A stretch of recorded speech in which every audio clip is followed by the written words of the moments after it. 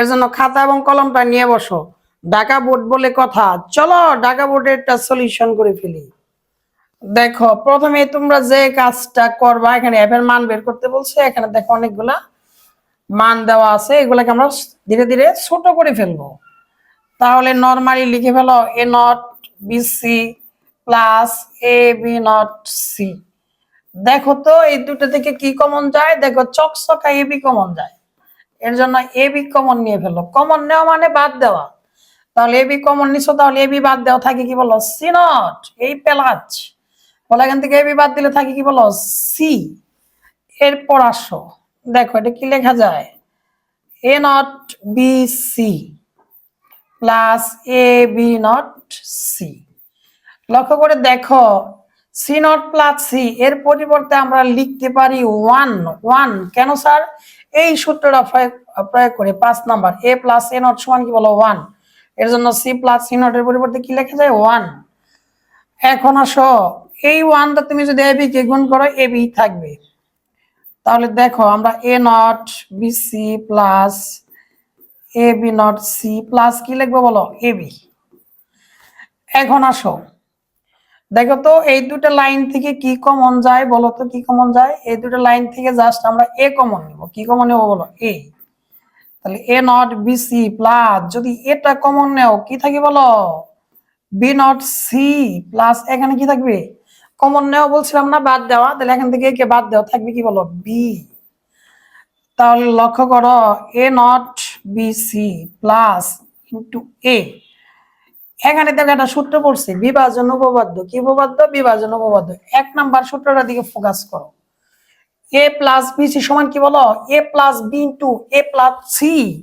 এর জন্য দেখো এটা হলো বি সি বি নট, এই তিনটা ভিন্ন জিনিস, এটা এটা এটা তিনটা ভিন্ন জিনিস থাকলেই বিভাজন উপপাদ্য নাকি বলো। তাহলে এখন আসো এই সূত্র অনুকরণ করে এটা লিখে ফেলি। Just B the B not কে একবার যোগ করে ফেলো বি ইন্টু বি নট, আবার এই বিটাকে সির সাথে যোগ করে ফেলো বি প্লাস সি। লক্ষ্য করো A not B C plus এই এ। লক্ষ্য করে দেখো বি প্লাস বি নটের পরিবর্তে কি লেখা যায় ওয়ান, আর বি প্লাস সি তো বি প্লাস সি। এটা কোন সূত্র প্রয়োগ করলাম স্যার? এই সূত্র। এ প্লাস এ নটের পরিবর্তে কি লেখা যায় ওয়ান, এর জন্য বি প্লাস বি নটের পরিবর্তে লিখছে হলো ওয়ান। এখন আসো এ নট বি সি প্লাস দেখো এটা ওয়ান কে গুণ করলে এই হবে বি প্লাস সি। দেখো তুমি তোমাকে কিন্তু ভেঙে ভেঙে বোঝানোর চেষ্টা করা হচ্ছে। এ দা বি কে গুণ করলে A B, A the C K গুণ করলে কি হবে এ প্লাস এ দা সি কে গুণ করা হয় এসি।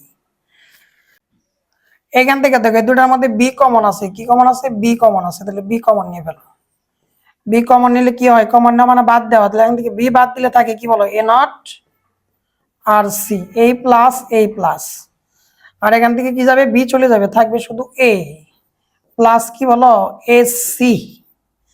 এখন আসো বাকি ম্যাথটুকু আমরা এই পাশে করে ফেলি, এই পাশে করে ফেলি।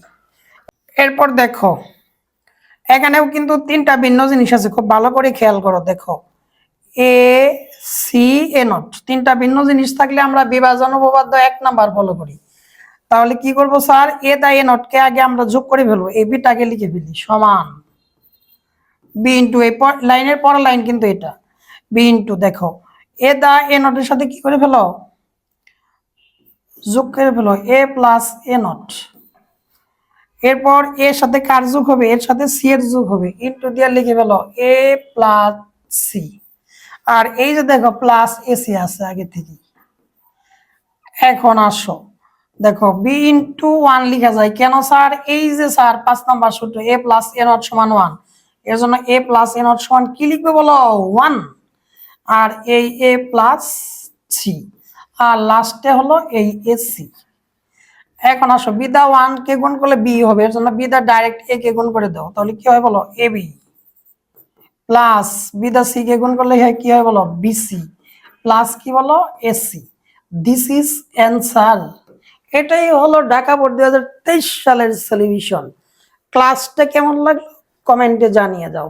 আর এতক্ষণ ক্লাস দেখলা একটা লাইক মারবা না, তা কি হয় বলো?